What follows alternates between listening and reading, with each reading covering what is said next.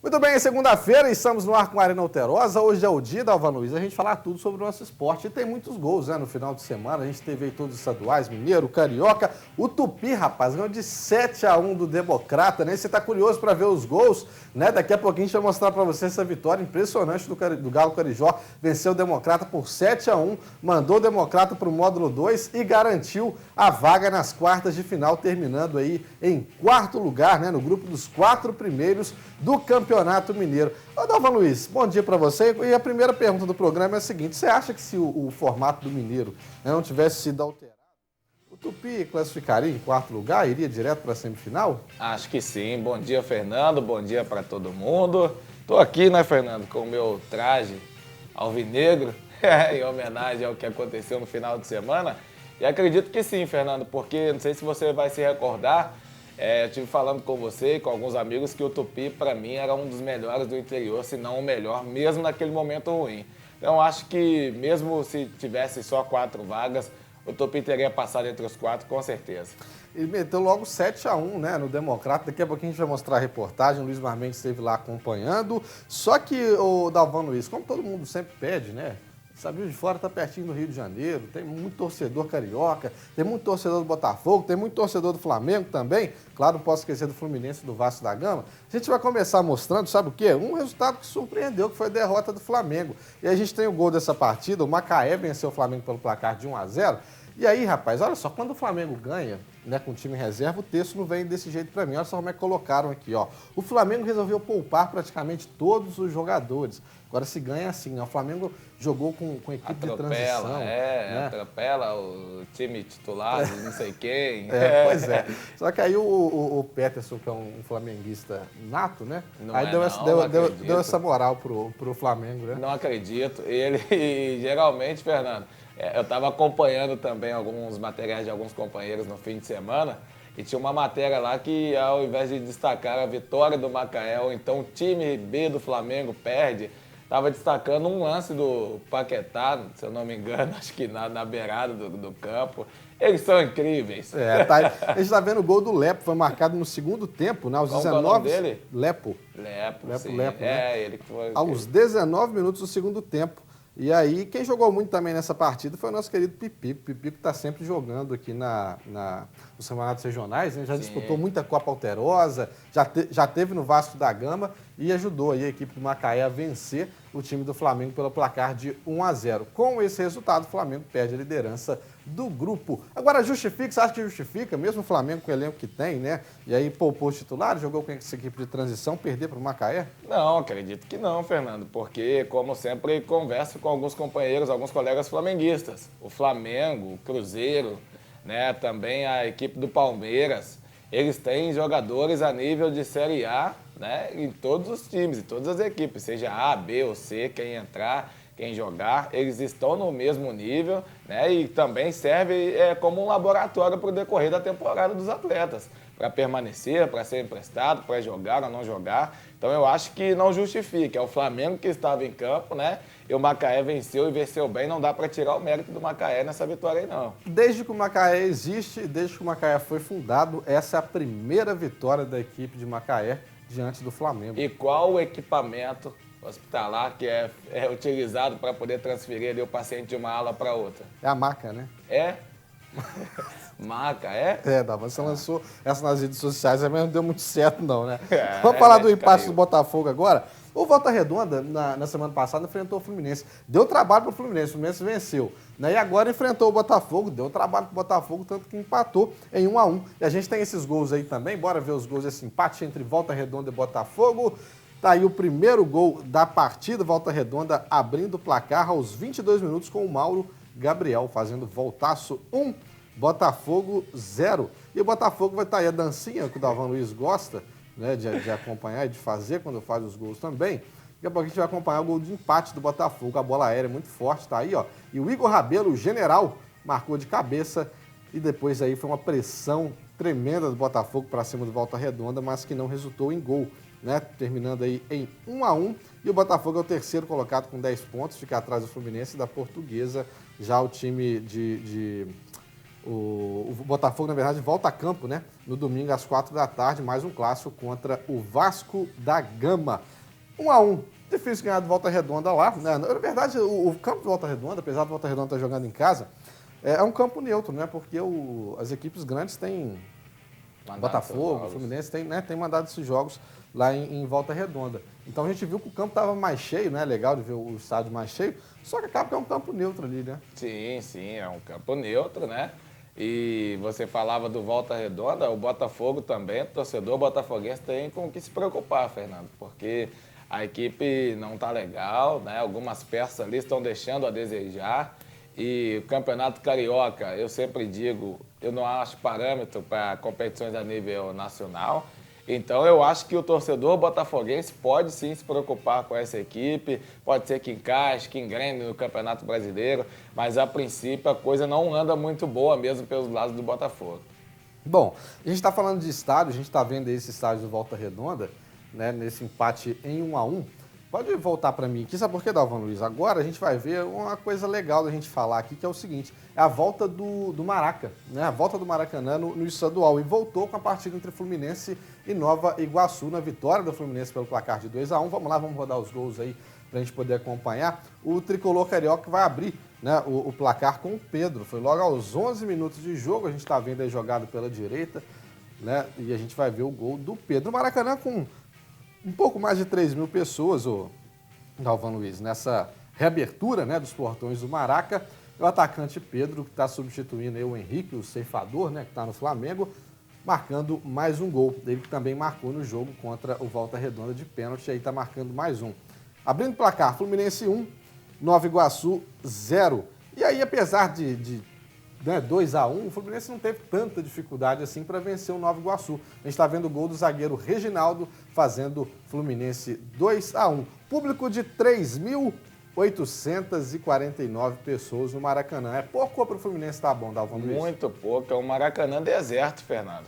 A gente, já que se trata de reabertura, a gente poderia, né, o Maracanã merece bons públicos, né, mas virou palco de eventos também, né, Fernando? Muito mais eventos do que futebol, então acho que isso espanta um pouco o público também. E também, vamos ser sinceros, né, às vezes a qualidade, não ter um atrativo, como o time do Fluminense não tem um jogador específico que leve o torcedor ao estádio, isso faz com que o público seja diminuto mesmo.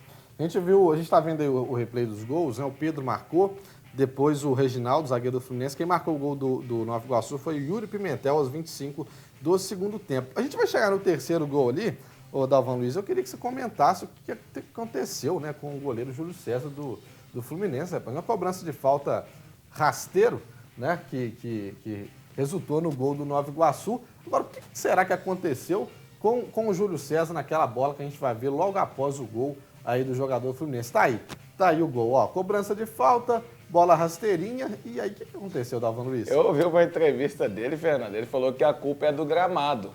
Então, se o gramado do Maracanã tá ruim, Júlio César, vou te apresentar alguns campos, não é nem estádio não, vou apresentar alguns campos para ele que de repente ele possa se sentir mais à vontade. A culpa foi do gramado, Fernando. Importante a gente falar que com essa vitória aí o Fluminense... O Fluminense já garantiu vaga na semifinal, o Petros? Pediu o Petros para tirar essa dúvida. Parece que essa vitória já está na semifinal dessa segunda etapa, né? Já está garantido vaga aí na semifinal dessa segunda fase do Carioca e joga domingo às 4 da tarde contra o Cabofriense lá no estádio do Macaé. Ou seja, uma vitória diante do Nova Iguaçu, uma vitória por 2-1. O time não teve tanta dificuldade assim. O Fluminense aos poucos vai se acertando com o Abelão e está fazendo o seu dever de casa, Dalvan Luiz. Tá fazendo o que pode, né, Fernando? E o que não pode também, porque o elenco do Fluminense também, assim como o Botafogo, tem muito pouca qualidade. São jogadores que, né, principalmente são meninos que o Abel está promovendo aí. Então, às vezes, sente essa cobrança maior por parte do torcedor. Então, o Fluminense também precisa melhorar algumas peças, precisa de algumas contratações pontuais. Não acho que o Pedro seja um jogador preparado para jogar todos os jogos de uma Série A, substituindo o Henrique Dourado, um Fred que veio anteriormente. Então, o Fluminense também é um time preocupante, principalmente se tratando de Campeonato Brasileiro, e prova disso é o sufoco que tem passado contra o Avaí, né? Esse jogo da volta agora, eu tenho a certeza que não vai ser diferente. Pois é. O Belão, é o que você falou, vai fazendo o que pode, né? Com o que tem, o homem está tentando acertar a casinha por ali. Bom, para a gente fechar o Campeonato Carioca, né? Terminar a sequência de gols aí do Carioca, a gente vai mostrar agora a vitória do Vasco da Gama diante do Madureira, né? Que o Vasco venceu pelo placar de 3-1. E assim como o Flamengo também entrou com uma equipe praticamente feita de jogadores reservas, já que a prioridade, obviamente, é a Libertadores. Então vamos ver os gols de Vasco 3, Madureira 1. Pode rodar aí pra gente quando tiver no ponto. O Vascão, o Dalvan Luiz, daqui a pouquinho a gente roda então. Está priorizando, assim como o Flamengo, né? Priorizando, obviamente, a Libertadores. Agora, é o que a gente falou, né? Não são derrotas contra times pequenos e nem deixando de chegar numa semifinal de Campeonato Carioca, mesmo com a equipe reserva, que justifica, né? Até porque o poder financeiro dessas equipes são infinitamente maiores do que as equipes menores, né? É verdade. E como eu falei para você, Fernando, as peças, o jeito, a estrutura, isso tudo tem muita diferença. Então, acho que não tem, já que você acha, já que o clube acha que perdemos porque colocamos uma equipe alternativa, então não coloca.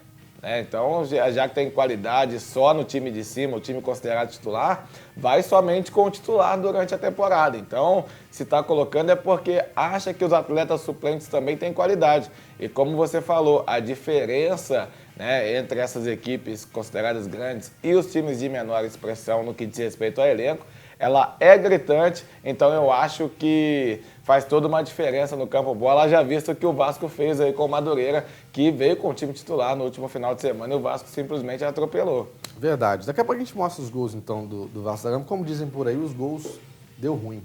Deu né? ruim. Deu ruim, mas daqui a pouquinho a gente mostra. E antes, é importante a gente destacar aqui o seguinte, que na semana passada a gente falou muito aqui sobre a estreia da Copa Alterosa, né? E é o que aconteceu, pessoal, no sábado a gente teve um jogo da competição. Daqui a pouco a gente vai passar o resultado para vocês desse jogo no sábado. E no domingo, que seria a maioria dos jogos dessa primeira rodada da Copa Alterosa, né, não teve condições, obviamente, por causa das chuvas. Né? Só para a gente ter noção, a gente está vendo aí as imagens, a gente viu, agora a gente está vendo do Itararé, é isso? Deixa eu só confirmar aqui. Primeiro a gente viu o campo do Benfica, né, do Moreira. O campo do Moreira, futebol clube que joga lá em Benfica. Depois a gente viu o campo do Itararé em Tocantins. E agora em Matias Barbosa, olha como Matias como que ficou. Né? E para terminar, a gente vai ver o campo do Minas, lá em Lima Duarte. Aí, esse é o campo do Minas em Lima Duarte. Ou seja, sem condição nenhuma, né, de acontecer esses jogos, não só o campo, né? A gente pode falar aqui do gramado, do estádio, enfim, não. As cidades realmente ficaram cheias. Daqui a pouco vocês vão ver, assim que terminar o Arena, começa o alerta, no Valmir Rodrigues, Matias Barbosa, como que ficou, né? Ou seja, sem condição nenhuma de jogo, e aí acabou que a organização da Copa teve que adiar essa primeira rodada para o próximo final de semana. Acho que é melhor para todo mundo, né, Dalvan Luiz? Parabéns aí às equipes que também chegaram a um acordo, né, que não tinham condições de realizar os jogos do final de semana, até para preservar também atletas, Fernando, por causa que o risco era muito grande, né, de lesões. Então, parabéns a todos os envolvidos que ajudaram, colaboraram com o Marcelo Enes e chegaram a um acordo. E agora sim, o tempo está se firmando, as coisas estão começando a melhorar e a Copa agora definitivamente começa a acontecer a partir do próximo final de semana. Tá certo. E claro que no decorrer dessa semana a gente vai atualizando você mais uma vez sobre a tabela, como que vai ser essa primeira rodada da Copa Alterosa. Vamos fazer uma pausa aqui no Arena e daqui a pouquinho a gente volta mostrando para você a vitória do Tupinambás diante do Ipatinga e a vitória do Tupi. O Tupi venceu por 7-1 o Democrata e está classificado para as quartas de final do Campeonato Mineiro. Rapidinho. Muito bem, já de volta com o Arena Alterosa. Desde 2012, Dalvan Luiz, a gente não viu o Tupi, então, fechando essa primeira fase do Campeonato Mineiro entre os quatro primeiros colocados. Foi campeão do interior, né, em 2012, com uma ótima equipe. Era o nosso Wesley Ladeira, hoje Wesley Matos, tinha Ademilson, tinha Alain. Enfim, eram muitos bons valores, grandes jogadores. E aí, desde 2012, que isso não acontecia.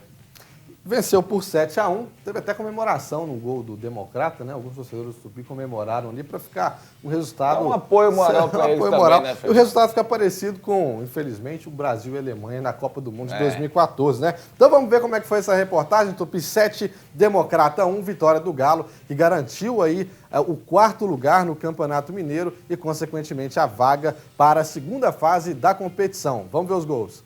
Parecia um jogo treino. O Tupi foi muito superior ao adversário. Aos 3 minutos depois... Então vamos fazer o seguinte, então. Vamos preparar esse material direitinho. Daqui a pouquinho a gente vai voltar para mostrar não só os gols, como também as entrevistas com o Patrick, né? Que foi autor de um dos gols aí da partida. O Patrick fez dois, né? Fez dois gols. E também a entrevista com ele, Dalvan Luiz. Não sei se você concorda comigo, mas que para mim é um dos protagonistas dessa boa fase do Tupi, que é o treinador Ricardo Leão. Sem dúvidas nenhuma, Fernando. Não tem como não dizer que o Tupi estava com dificuldade de se encaixar, que começava no comando. Então, aconteceu, prova disso foi quando o Leão assumiu, os jogadores emplacaram uma série de vitórias, né? Aconteceu essa derrota na quarta-feira em Tombos, mas como a gente teve a oportunidade de conversar com alguns colegas, e eles estavam até brincando, lá em Tombos não teve jogo, porque estava tudo favorecendo a Tombense. Os jogadores são mais altos, são mais fortes, e o campo estava muito pesado, então favoreceu a Tombense mesmo. Então, o jogo do Tupi é aquele ali, futebol rápido, envolvente, né, com os jogadores de beirada também, mostrando muita qualidade, muita rapidez. Então, para mim também, eu concordo plenamente com você, o maior protagonista dessa equipe chama-se Ricardo Leão, porque ele teve comando desde o dia que assumiu o Tupi. Legal, também concordo. Só pedir o pessoal para me avisar quando tiver ok. Tá, quando tiver ok para a gente rodar a reportagem, na sequência também as entrevistas. Com essa vitória, o Tupi classificou para as quartas de final e agora vai enfrentar o Tombense, ou seja, um clássico aí da Zona da Mata. Tupi e Tombense, Dalvan Luiz. Para você que é bom de tramelar, de dar o resultado, de cravar, quanto que você acha que vai terminar esse confronto? Eu acredito em 3-1 Tupi. E Tupi na semifinal. Falando em placar, Fernando, esse 7-1 faz lembrar alguém que vem aqui, né? Fala sempre os placares ousados. Verdade. Dessa vez ele não falou nada. Eu queria ver se ele acertaria isso, né? Nosso querido Fábio. Olha, um abraço para o Fábio. E aí, Tupi e Tombense, só lembrar também que a Patrocinense classificou, vai enfrentar o Cruzeiro. E quem está lá na Patrocinense é o nosso querido Wellington Fajardo, né? Que já esteve aqui com a gente no Arena Alterosa. Técnico super inteligente, né? E já trabalhou também, recuperou a Patrocinense, assim como aconteceu com o Ricardo Leão aqui, o Fajardo fez também lá na Patrocinense, recuperando a equipe. E aí tem um desafio grande pela frente, né? Que vai enfrentar o Cruzeiro aí nas quartas de final do Campeonato Mineiro. Agora sim, reportagem pronta, vamos ver então a vitória gigantesca do Tupi. Tupi 7, Democrata 1, bora ver. Parecia um jogo treino. O Tupi foi muito superior ao adversário. Aos 3 minutos depois de linda jogada, o Galo Carijó conseguiu o primeiro escanteio do jogo. Cobrança de Tchô na medida e Léo Costa subiu mais que a zaga, abrindo o placar no Mário Helênio. 2 minutos depois, o Tupi ampliou com esta cabeçada de Renato Kaiser.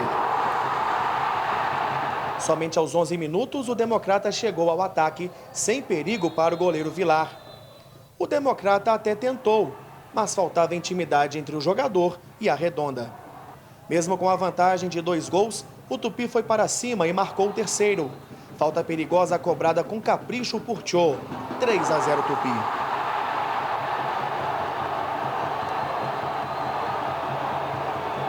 Quase no final do primeiro tempo, o Democrata assustou neste lance. Melhor para o Vilar, que fez bela defesa. Aos 43 minutos, Patrick ampliou o marcador. Neste momento, o Democrata de Governador Valadares estava assustado com o placar e temendo o rebaixamento.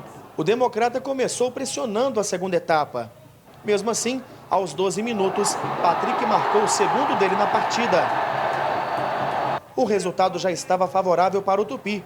Ricardo Leão optou em poupar Tchô para dar lugar a Breno. João Vitor não desperdiçou e ampliou para o time de Juiz de Fora. Tupi 6-0. Quando o Democrata chegou, Vilar estava lá, garantindo a vitória do Tupi. Aos 34 minutos, Kaiser fechou o caixão. Tupi 7-0. No contra-ataque, Márcio Oliveira fez o único gol do time de Governador Valadares. Tupi 7, Democrata 1. foi o 19º gol do Tupi no campeonato. A goleada rendeu ao Galo Carijó a 3ª posição na tabela e o saldo positivo de 3 gols. Um time bem treinado, tem jogadores muito bons. Ótimo resultado, o Tupi volta ao lugar de onde nunca pode sair. Acho que nem mais os otimistas do torcedor Tupi hoje imaginariam um placar desse, né? Tupi jogou muito, ainda mais que fez 7 gols, igual lá na Copa do Mundo, né, contra o Brasil, 7-1. Tá aí, rapaz, o Beninho ficou feliz de ver o Tupi vencendo por 7-1, né? 7-1. E aí, só lembrando mais uma vez, para você que está se perguntando, nem agora, o Tupi venceu o 7, classificou, vai enfrentar o Tombense, né, nas quartas de final e se vencer já está na semifinal do Campeonato Mineiro. Daqui a pouquinho a gente vai tentar mostrar o Davão Luiz as entrevistas, mas agora quero saber a sua opinião, você que esteve no campo transmitindo mais uma vez essa partida pela nossa querida Rádio Trans FM, e aí vê o Tupi vencendo por 7-1, né? Obviamente que alguns vão falar, o Democrata já estava praticamente vendido, né? Vendido no sentido de entregue, né, para o módulo 2, enfim. Então, 7-1. Agora, a gente não pode tirar o mérito do Tupi também, né, que jogou muito bem e fez jus para que tivesse a goleada. Né? E também, só lembrando que o Democrata não estava totalmente vendido, Fernando, porque dependia simplesmente dele para permanecer na primeira divisão. Né? Um empate ali, de repente uma vitória apertada, ele consolidaria a sua vaga. E o Tupi, não tem como tirar os méritos do Tupi, porque os jogadores que entraram, Rodrigo Dias, o Patrick, o João Vitor, eles estavam levando aquela partida como um laboratório para eles, para permanecer até para a Série C, ou para coisas também melhores em outros mercados no futebol brasileiro. Então foi o que eles fizeram, eles entenderam, né, o que o Ricardo Leão quis passar, imprimiram um ritmo alucinante e fizeram esses 7 gols, então não tem nada de vendido, o Democrata tinha condições de permanecer, então é mérito exclusivo mesmo da equipe do Tupi e dos jogadores que entraram também. Legal. Depois do jogo a gente conversou com o atacante Patrick, né, que marcou 2 gols nessa partida, e também com o técnico Ricardo Leão. Vamos ver as entrevistas então após o jogo. Nosso time ficou bastante rápido, né, ali comigo, com o João e o Kaiser, o Yucho ali por trás dando toda a assistência. O professor Ricardo pediu bastante mobilidade, né, ali na frente e a gente conseguiu mexer com a defesa deles e conseguir fazer os gols. Agora é outro campeonato, né, passou a fase de classificação, agora a partir de terça-feira começar, terça-feira não, amanhã, né, comemoração hoje, mas a partir de amanhã já começar a pensar na Tombense. E a gente vai poder decidir em casa com o apoio da nossa torcida e, se Deus quiser, a gente poder sair com o resultado positivo e ir para a semifinal. Olha, a gente teve algumas baixas, né, depois do jogo da Tombense, alguns atletas desgastados, outros suspensos. E aí vem a questão do nosso elenco, a força do elenco. Eu havia falado anteriormente que a gente tinha um Bzinho muito forte quando a gente estava jogando com os principais jogadores. Hoje, 5 jogadores que não estavam atuando entraram. E entraram bem, a gente fica feliz com isso, porque aproveitaram bem a oportunidade, estão no espírito da nossa equipe, né, e é isso que a gente esperava. Aí a gente volta na terça-feira e vamos viver o jogo da Tombense com muito respeito à qualidade, né, e à organização da equipe da Tombense, uma equipe muito forte, muito bem treinada. A gente teve um jogo muito difícil lá, perdemos o jogo lá em Tombos, tem uma vantagem de disputar agora em casa. Então vamos preparar o que a gente vai ter de força, o que a gente vai ter de estratégia para esse jogo. Só lembrando que todos os jogos são no domingo, né? Então, ó, Tupi e Tombense no domingo aqui em Juiz de Fora. Né? A gente tem Atlético Mineiro e o RT, América e o Boa também, o Boa passou, e o Cruzeiro enfrentando aí a Patrocinense, são os confrontos das quartas de finais do Campeonato Mineiro. Vamos fazer uma pausa, daqui a pouquinho a gente volta mostrando a vitória do Tupinambás, venceu o Ipatinga por 1-0 e assumiu a vice-liderança aí do módulo 2 do Campeonato Mineiro. Muito bem, já de volta com a Arena Alterosa. Daqui a pouco a gente vai mostrar a vitória do Tupinambás diante do Ipatinga. Só que antes tem alô para mandar, né, rapaz? Você mandou um monte de nome para a lista, para o grupo do Arena Alterosa. Fica à vontade para você mandar os seus alôs e os seus abraços aí. Eu já esqueci, Fernando. Então deixa eu aproveitar que eu estou lembrando aqui, nosso querido Itamar. O Itamar que trabalha com vocês como operador, né? Frederic torce para o time do Freiburg. Como é que chama o time? Freiburg. De onde que é o time? Eu só como final de semana isso daí, Fernando. Tô cuidando da minha saúde. Freiburg, pra mim, é só final de semana, entendeu? Freiburg é de onde? Dizendo que é da Alemanha. Alemanha, né? Isso, mas aí um abraço pra ele. Tem o William também, o Mané. Agora já me fugiu os nomes aqui, eu te mandei aí. O pessoal do Zé Irmão também tá te acompanhando lá. Tá certo, um abraço pra todo mundo, viu? Muito obrigado pelo carinho da audiência. Sempre bom poder contar com vocês, é o que move, é o que faz o programa acontecer, né, É verdade. O João Porteiro também já tá acompanhando Ah, lá. isso aí não perde um. Tá feliz com a vitória do Fluminense? Falou que tá flagrando você sempre passando... João. João Passando Porteiro, ali pela João Porteiro. Floriano, né? Mas é porque você tem que explicar, né? Que você sempre passa ali no churrasquinho da esquina e tudo João, mais. eu tô correndo do Freiburg durante a semana, então eu como um churrasquinho e o melhor que tem é aí pertinho, Nancy, Marcelão, aquele abraço para vocês também. Então é por isso que eu passo por aí, tá, João? Vamos ver agora a vitória do Tupinambás, então? Tupinambás 1-0 com o gol dele, do Ademilson. Pode rodar pra gente as imagens aí dessa partida, vitória do Baeta. Com esse gol, né, com essa vitória do Tupinambás, o Baeta assume a vice-liderança do módulo 2 do Campeonato Mineiro da Van Luz. A gente está vendo as imagens aí da TV Baeta, né? Tá tremendo um pouquinho ali, mas dá pra enxergar. Rapaz, o Baeta que mereceu, Fernando, essa vitória.